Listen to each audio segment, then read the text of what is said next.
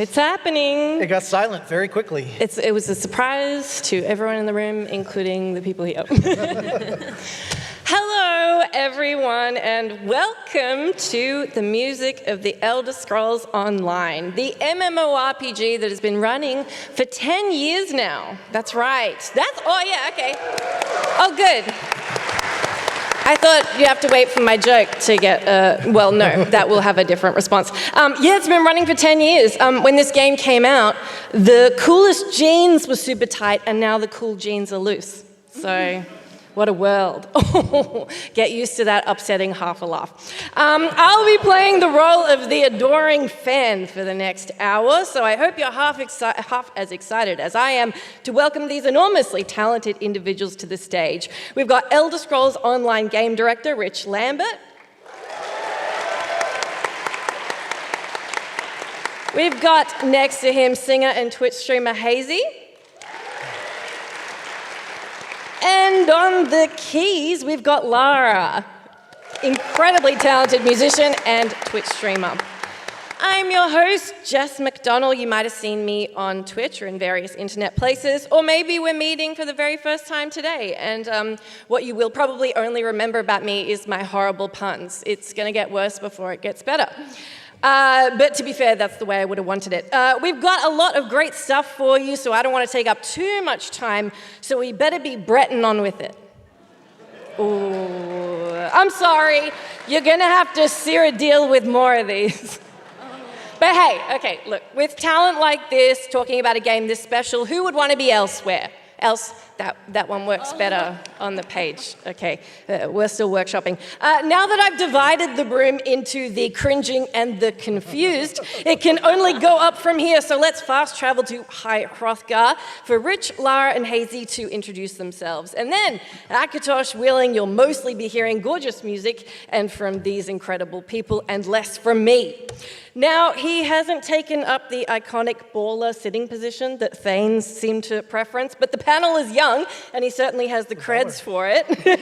Will you tell us a little bit about yourself, Rich? I want to know what the baller sitting position is. The Thanes, you know how they go. Oh, yeah, no, we're not going to do that. We'll see. So, hi everybody, I'm Rich. I've actually been working on the Elder Scrolls Online for 17 years now. So, started in 2007. Before that, I was actually at BGS and worked on Oblivion and Fallout 3. So I have been with the company for a very, very, very long time. And Elder Scrolls is my life, basically. Vibe, big vibe. And of course, we also have the intimidatingly talented musos Lara and Hazy, who will absolutely have you wondering if you probably should have kept up with an instrument when you were younger, but not to worry. They're up to date as virtuosos. So will you please introduce yourselves and just tell us a little bit about your career and your life with music? Yeah, cool. Hi, I'm Hazy. You can call me Haley as well. It's Hazy on Twitch though. I'm a Twitch musician. I play the guitar and I sing. And I also do design as well, graphic design. But I just fell in love with music as a kid, obviously singing karaoke in the shower. As one would, and it just, became my love, and with the encouragement of friends around me, I'm, doing it more and more full-time on Twitch, and yeah, that's how I got here. Amazing. Yeah. And Lara?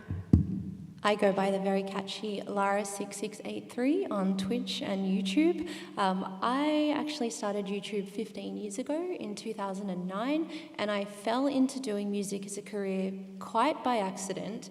I actually owe it in part to the Elder Scrolls because I posted up a Elder Scrolls medley video in 2011 and it went viral on YouTube. So I thought, okay, video game music is a thing. I started my Twitch live request show and I started with just video game music, but then I'm like, you know what, just request anything. Let's just open it up to all genres. And now that is what I do on Twitch. So I've always had an interest in video game music, but at least 50% of this career has been made possible by this game series, so thanks. Amazing, that's lovely. And Lara, your reputation really does precede you because I have friends in the music space who are like, your ability to replicate and then play things right after hearing them is just wildly impressive. Thank you. I have one party trick, and it's still thrilling crowds everywhere. I think it's beyond a party trick. My party trick would be me saying, Sarah, deal with it. But it's going to get so much better. I really liked the elsewhere Thank pun. you. I was laughing by myself. I like the elsewhere one. I thought that was really good. Anyway, yeah, so the majority of this panel is going to be Lara playing you a bunch of tracks. We got something very special at the end that I won't spoil right away. And then Rich it'll be great to get some context from you on where these songs take place and how they were originated. But a little bit of housekeeping at the top. There is some special prizes. So thanks to Bethesda, not only do we have this incredible panel pulled together for you, but there will be 2 prizes, a major and a minor prize, which we will give away at the end, after all of the exciting entertainment that we have for you in the first 50 or so minutes. So hang around, there's gonna be lots of great stuff. You're in for a fantastic panel. Someone say the best panel of PAX. Hashtag SO panel, best panel. Get it trending. Looks good for me. All right, first up though, as if all of this wasn't already enough, and the special surprises of later, we have a treat not only to have Rich in the building, but we've got the virtually pre-recorded voice, and I assume face, I haven't seen the video, of Brad Derrick, who is the composer for The Elder Scrolls Online. Take it away, pre-recorded Brad. He looks so cute. Hello, PAX Australia. I'm Brad Derrick, audio director and composer for The Elder Scrolls Online. I've been with ZeniMax Online Studios since 2009, way back when ESO was very early in development, and the entire audio team was just me. A lot has happened in the last 15 years. ESO has become an enormous game, a successful game, with a large audio team to support it, which has allowed me to pursue my dream of writing music for an Elder Scrolls game. It's a huge thrill and a challenging undertaking to create a musical score for a game like this. You start with nothing but an idea of the game, an idea of the music, and over time those ideas take shape and evolve and inform one another. Story, gameplay, character design, world building, all of these things provide inspiration and direction for the music, and in turn, the music can comment on and enhance those things. And on top of that, in a video game, you never know what the player is going to do next, so the musical score has to be able to react to anything. You never know what's going to happen next. With ESO in its 10th year and the Gold Road chapter having a classic Elder Scrolls feel, we decided this year's main theme would be an opportunity to do something bigger than just Gold Road. We wanted to make a kind of definitive Elder Scrolls Online musical statement, a summation of all the themes that have come before. I've done a lot of variations on that classic melody over the years, some of them pretty straightforward, some of them a little more out there, and bits and pieces of each of those managed to find their way into the 10-year Gold Road theme. It's been an incredible time getting to indulge my passions and to share those passions with all of our players. During today's panel, you're going to get to hear some of that music. I hope you enjoy hearing Lara perform these pieces and listening to Rich share some insights about how the music of Tamriel all comes together. I wish I could be there, but I'm busy at home still writing more ESO music. Have a great time celebrating a decade of the Elder Scrolls Online with your fellow ANZ community members throughout the rest of PAX Australia. Yay! That's very exciting. I'm going to open the door for Lara in a second to head us off, but before that, I might get an overview from you, since we just heard from Brad. You were right, it was a lovely video. And you mentioned this very briefly before the panel, but how you convert your word pictures into his sound pictures, or a sentence that sounds like an adult said it. Yeah, I mean, it's interesting.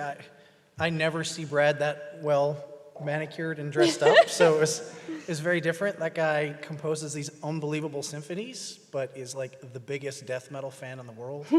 And you'd never tell that he writes this unbelievable music, by looking at him. But Brad has this genius about him that he can translate words and feelings into music that really fits in there. And so when we sit down with Brad, it's literally just like cosmic horror, right? It's like one word, right? Like we're trying to convey this feeling, and he's able to go in and do that, and he can do that by, you know, the words, by looking at what's already built, and I think Laura's picked out a lot of really cool stuff that, you know, I'm really excited to kind of dig into as we go forward. But it really comes down to the genius of Brad. Like, I'm probably the least talented music person that we have at the studio. It seems like everybody else is in a band or, you know, plays something or does something, and that's not me. So I just marvel at that. We could start a band. You could be in a band. You don't want me playing music at all. I mean, I played the trombone in Trombone, in school. that's fine. Yeah, trombone. I can't read music, so the way I did it was I would write the slide positions over every note, and that was how I learned how to play it. So yeah, it was terrible. It's okay. I'm here playing court jester, so you're all much more talented than me. I think that's a perfect position for Lara to kick us off, and I believe the first track we're doing is the game's main theme for Blood, for Glory, and for Honor. Comma for Honor. Oxford comma for Honor. Please take it away, Lara. I'm going to kick it off with the main theme, followed by the Blackwood theme.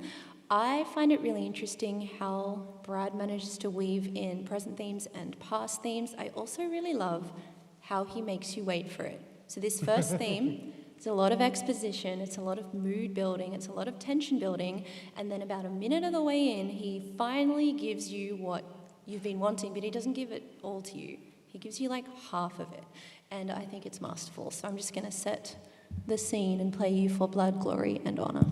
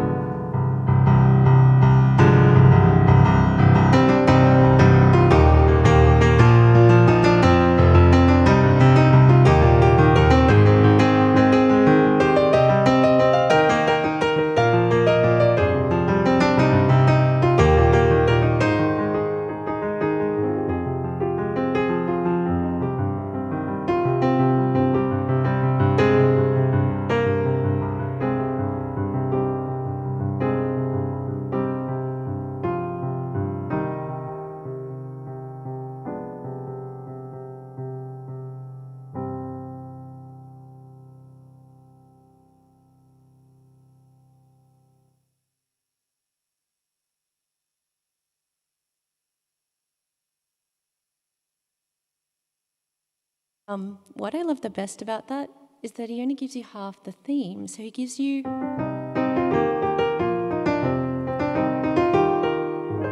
And you're like, where's the rest of it? You don't get that. You don't get that until later. In fact, you're going to get some more in the Blackwood theme, which I am going to play for you soon. But I would like to ask Rich, how did you ask Brad for the tone and the mood that you wanted in the Blackwood main theme? So it's interesting. I touched a little bit earlier on like that one word that helps kind of describe the mood and feel. So Necrom was very much cosmic horror Cthulhu. And Blackwood, I think, was like metal, right? Like it was metal. It was like kind of that dark overtones. When you look at Mehrunes Dagon, right? This giant beast with 4 arms, and he's just all about destruction. Like that's all he is. And so it was kind of that feel. And as Brad started really digging into the visuals, he was like, okay, like, let's see what this feels like. Okay.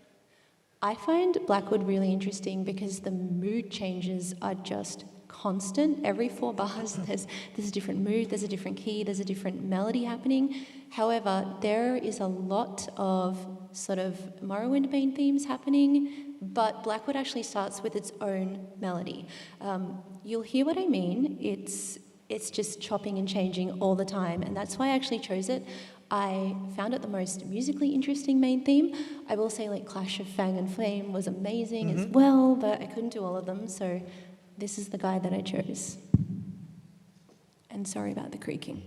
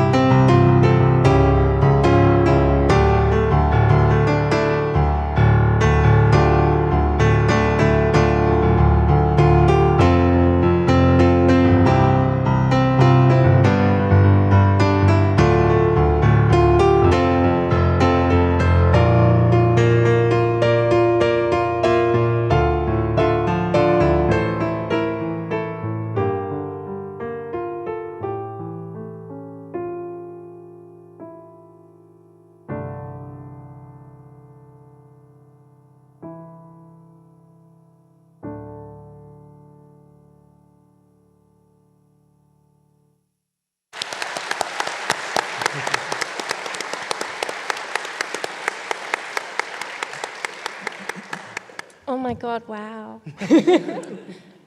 Metal makes sense to me. I wasn't privy to that conversation, but Okay. it is quite It does make destructive, isn't more it? sense, yeah. It just all of the accented, like the that's really It's that interesting. darker vibe, right? Like, yeah. And also use of non-functional harmony. So what non-functional harmony means, basically, we are used to hearing certain things. We're like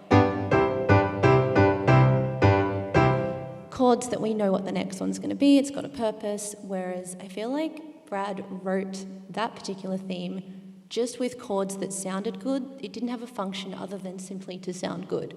And that's what you get using lots of chords that are maybe like 1 or 2 notes away from each other. Like it's wild. He goes from D minor to C sharp minor. That's not a harmonic progression that is functional in any way. It's purely aesthetic, and that's why I like it. I also shout out to the very anthemic version of the main theme at the end. Again, he does make you wait for it.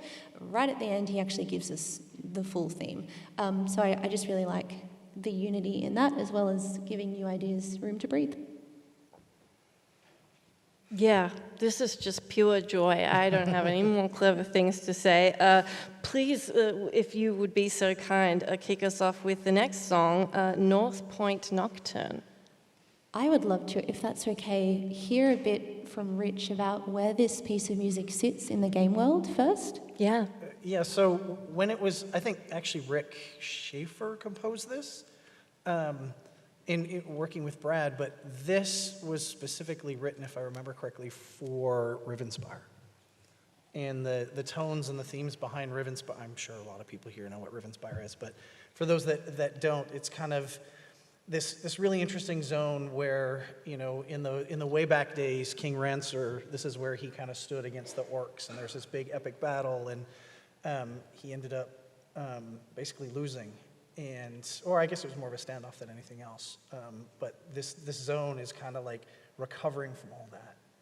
And then there's lots of noble houses that are kind of quibbling, and you're trying to figure out kind of what's going on behind it. And so I think you can kind of get a lot of that kind of calm and chaotic in this piece when you listen to it.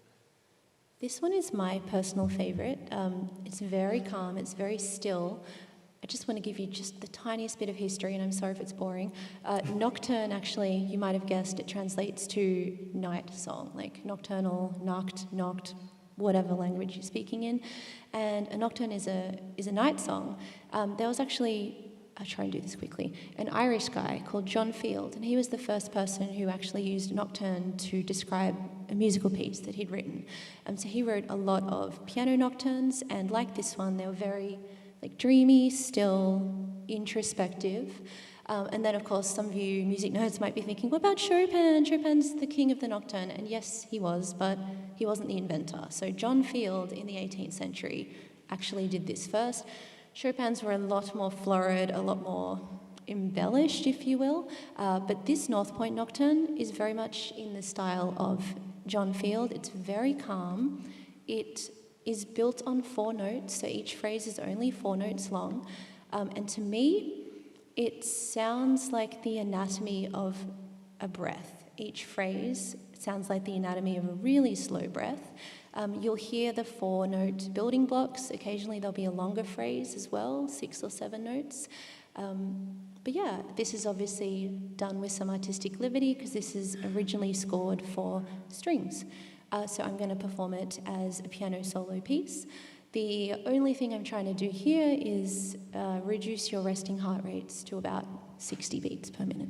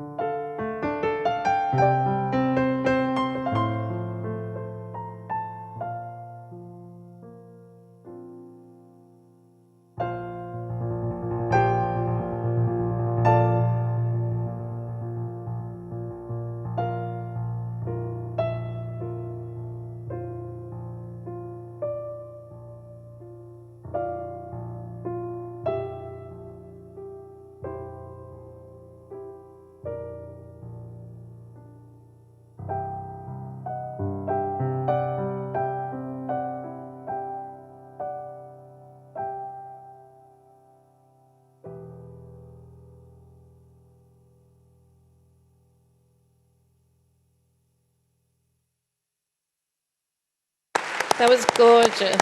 Thank you.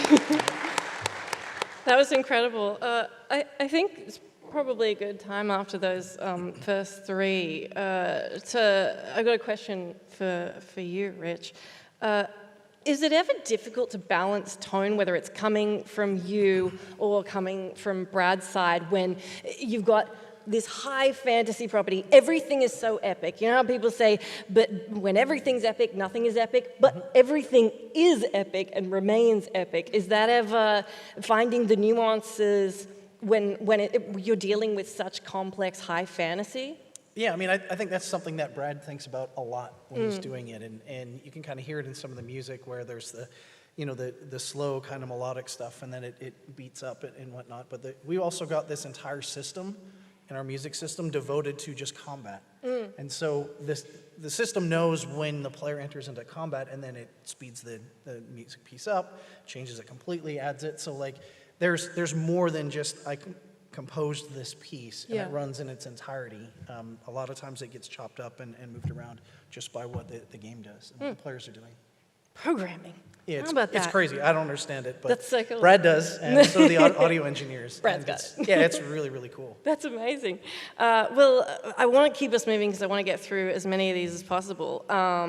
So the next track that we're going to be tucking into, thanks to Lara, is Moons of Evening Star. I might get a little bit of context from you on this one if it comes to mind. I'm so bad with names. It's okay. I'm going to have to hear it, and then I'm probably going to understand If we where get the it- where face it of was. Moons Yeah. of Evening Star, that might What's this?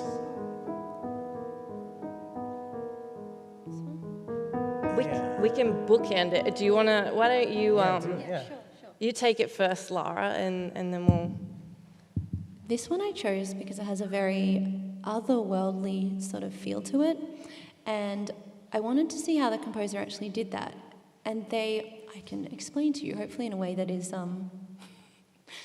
easy enough to understand. When we listen to music, we are very used to certain scales. So we're used to those notes, that's just a classic major scale. That is pretty much what 80% of what you listen to in Western tonal music sounds like. Now, there are things called modes, which are just a way of altering the scale. So if I want to alter one note in the scale, I can make it go from this to this. And I've only changed one note. I've just raised the fourth note half a step, and that is exactly what is going on in Moons of Evening Star. So just a classical major scale would sound like this. But the composer has raised the fourth. And he's using all of those notes, not in that order, to create this piece of music. So that's why I think it's been given the otherworldly flavor. When you listen to movies that are like, oh, we're in the desert or whatever, you're like, how does it sound like that? Usually it's not just like, oh, they used a sitar or whatever. It's actually a mode. And often this is a shortcut, like a signifier for us to actually know what sort of world we're situated in. An example of that would be these kind of notes are always used for like a dream sequence. You have, right? Just like imagine some wind chimes. That's another mode. That's just another pattern of notes. So music can work as a shortcut, as a way of telling us, you are here, this is the world you're in. And I think this piece does that really well. So I'll stop talking and just play it for you now.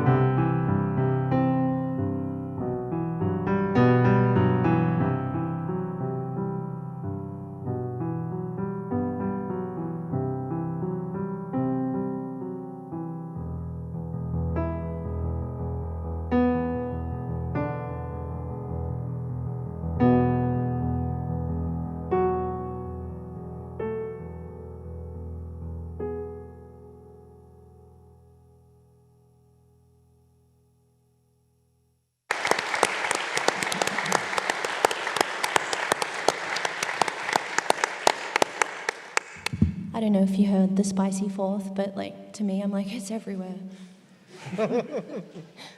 That was lovely. Thank you so much. I'm just like, I know, right? it's like, Jessica, you're working. Come on now. I think let's hustle through some more. Unfortunately, we're only here for an hour and not like 3 hours, which is devastating. Maybe we can all refuse to leave. I'm sure the next panel after this would love that. All right, well, that's our backup plan. Otherwise, let's go ahead with the next track, 3 Hearts on Fire. If you want to tell us a little bit, Lara. Oh, okay. I think we got something from I Brad love too. this So one. both Yeah. of you No, want Rich to. can speak first. This is 3 Hearts of Fire No, from both. Somerset. Yeah, from Somerset. So I love this one because it was kind of, I remember Brad talking about this where he wanted to make like a the Bard song, right? This is, you will probably know what I'm talking about by Bard songs, but he wanted to make an epic Bard song and make it feel a little bit more elven, but also I think we got parts of this into kind of the Court of Bedlam, which is one of the big kind of baddies, if you will, bad factions in Somerset. And so I think it took what Maluka did, from the base game. I think it was 3 Hearts Become One, I think it was the Ebonheart PAX song, and turned it into this really epic kind of almost rock ballad, right? Which is cool. This one I love because it gives us a bit of a structure. So there is a vocal version of this and an instrumental version. I'm doing the instrumental version. This piece opens with basically giving us, hey, these are the notes that I'm going to use. So it just opens with these notes going, yep, this is the key we're in. And if anyone is interested in the mode, that's just a natural minor, that's just an Aeolian mode. And then what he does next is he gives us the melody, but slow. So he's like, this is what you're going to hear.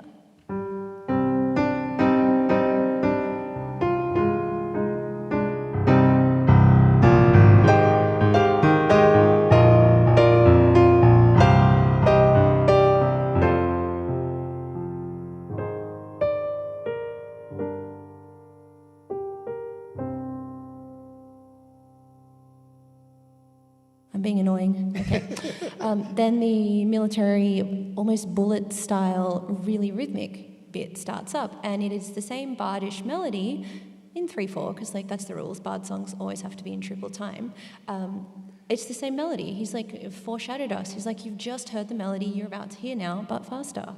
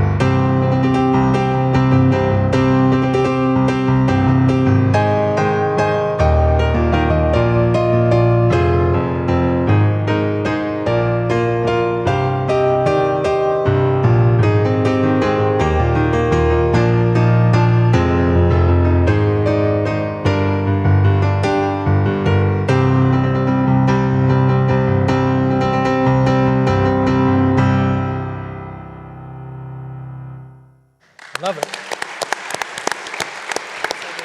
Let's just have an extra cheer for the free serotonin we're all getting right now. This is stunning. Thank you so much. I think we have time for one more before the super special performance, and then the other super special thing that's happening. So the last one that we're going to be able to get through before that is called Azura's Coast, which is exciting for reasons that Brad and Lara will walk us through, but exciting for me because I can say, by Azura, by Azura, by Azura, and check. I have now put in an agonizing reference and can kick it off to the talented people. Oh my God, that was a bit much. Yeah, I am. Go. All right. Yep, I'm sufficiently uncomfortable. But I'm not going to say too much about this because I know we're running a little short of time. I will say that Azura's Coast has a really, really lovely reference. You'll hear it about halfway through to Peaceful Waters. And the way that they set it up and just drop it in the middle, the Peaceful Waters theme just sort of emerges. Rich, did you want to say anything about this before I play it? This makes me think of Oblivion. And wandering around outside of, Castle Anvil, like just doing, like, I love this piece. Like, it's such a nostalgic piece. Like, I love it so much.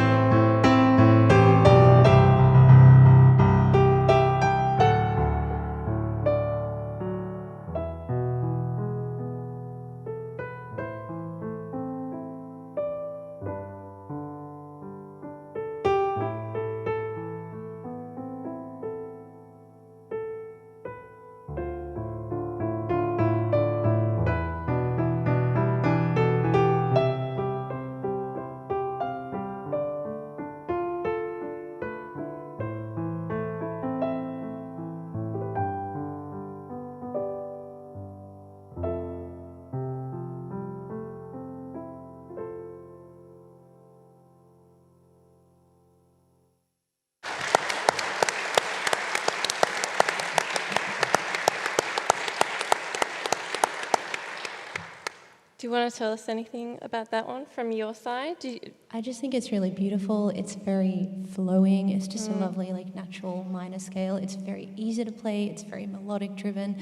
And I also chose it because of the nostalgia bomb, like Rich was saying. Oh, so much nostalgia. I feel like I'm a little kid playing Oblivion again. I'm like going back to my childhood, watching my dad play the earliest Elder Scrolls games. I'm going through it over here. You know how old that makes me feel? It's okay. It's okay. It's okay. I'm getting there. Thank you. How gorgeous. I unfortunately think we should probably kick ahead to our last major performance of this piece, as much as I would very much enjoy to just sit here for the rest of PAX listening to you, Lara. I couldn't keep you here. That would be against some laws. Anyway, I didn't write that down. That one was right off the dome. What we have at the end here for you is an extra special performance. We've arguably left the best for last, although I feel like all of it is the best, because we've got a bard performance. So Hazy is going to be joining Lara for an accompaniment performance of Beauty of Dawn. And I won't even say a dumb thing. Let's just clap, and then they'll sing, and you can clap again.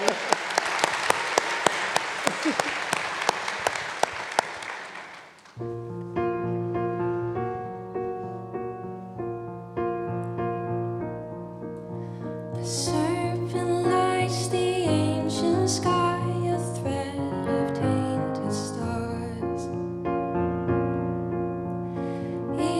stirs, and in its wake the souls of mortals sway. Sorrow fades over fields of red. Spirits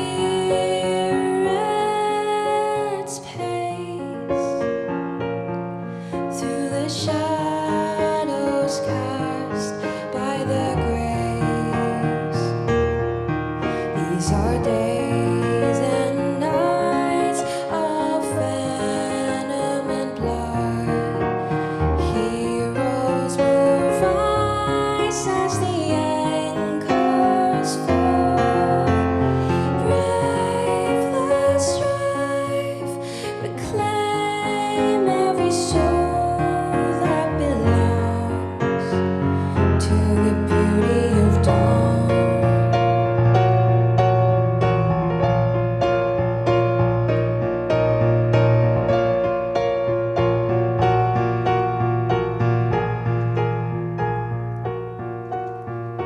Darkness strives to blind the strong, but faith will guide our swords. Loyal hearts will stand as one and fight with shields of hope.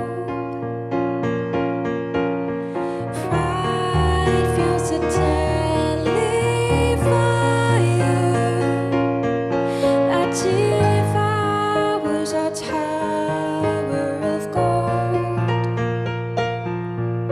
The drums of war will rage and roar till the sun burns bright once more. These are days and nights of venom and blood. Heroes will rise as the anchors fall. Brave the strife, reclaim every soul that belongs to the beauty of dawn.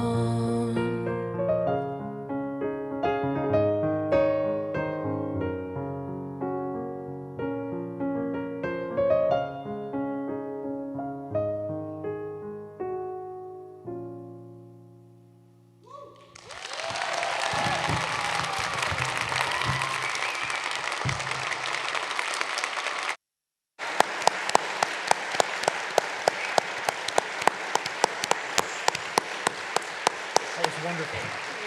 Thank you so much. I just realized I can't really hoop and holler. There's a microphone in front of me. But I can't help it. That was stunning. Do you guys want to talk a little bit about that one? Rich? I mean, this was another, song that I believe Maluka wrote. It was a bard song, and we were talking about it earlier. Like, what was your favorite one? And that was right up there. So that was awesome. Like, that was fabulous. Yeah, that was stunning. What was that one like to sing for you, Hazy? Oh, amazing. I just remember hearing it for the first time and I was like, this is enchanting. Yeah. So I feel very privileged to be able to cover it for you guys. Well, you absolutely nailed it. Thank goodness they didn't ask me to do it. That would have been even more uncomfortable than I've made you so far. That was fantastic. Wait, I got one more. Do you want one more? One more horrible joke? Oh, okay. Do you want to hear me tell a joke? All right, yeah. Okay. Yes, tell a joke. Okay. Be funny, quick. Thank you so much. No, I'm going to be serious. Thank you so much for joining us and watching these very talented people. Unfortunately, we're almost at the end of you being able to listen to this incredible, very special radio show of Elder Scrolls Online FM. As you probably know, we are sponsored by Nord. Is it Nords, the people, not the VPN? I'm kidding. It's the Imperials. The Nords suck. Don't at me. Don't at me. Okay, I give you a present now, so You won't be upset with me for my jokes. Now, we're going to do something awkward. You know how you guys came in and sat down and were told where to sit? You know how you have no idea what row and seat you're in? Well, we have allocated prizes based on where you are. So with a little help from the Bethesda staff, we're not only going to give 2 lucky people a couple of incredible things to take home, but you're going to have to do some finagling, figure out what seat you're in. So the winner of the first, if you want to look around, the winner of the first major prize is in 19M. If no one's sitting at it, we have a backup idea. Does anyone, do we have a 19M identified? It seems like M may be in the back middle section. And this... Somebody just shifted to M. I saw that. Is that a legal move? Kim's giving us a thumbs up. Is that what I see? It's a legal move.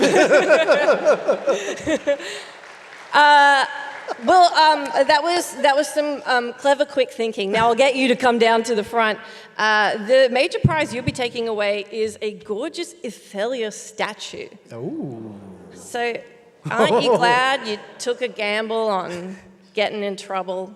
See, the laws are just guidelines. I should stop. I'll stop saying things. There is a minor...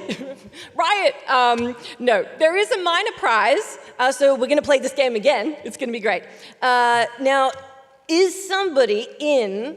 We better do in. Do you want to do in this time? 13F. Don't move. Yes? Are you? Hey. Oh, good. It's a legal 13F. Oh. I don't like the usage of legal there. There's a person who's really in 13F. Amazing. Now you're getting the minor prize, which is sort of as good as the major prize. It's an cool. Hermaeus Mora cuddle bundle. I know. I want that. I should have moved to 13F. That's what I should have done. All right, well, now it's unfortunately time to pretty much wrap things up here. On a personal note, you may have noticed from me just being, it has just been such a joy to listen to you guys. You are all so talented and your stories are fascinating. This is just such a wonderful series, and I probably speak for a lot of people in the room in saying it's a seminal, massive part of a lot of our lives. And we really appreciate what you brought to it and then your performances today. Guys, it's absolutely wonderful. So please, can you join me in giving it up for Rich, Lara, and Hazy?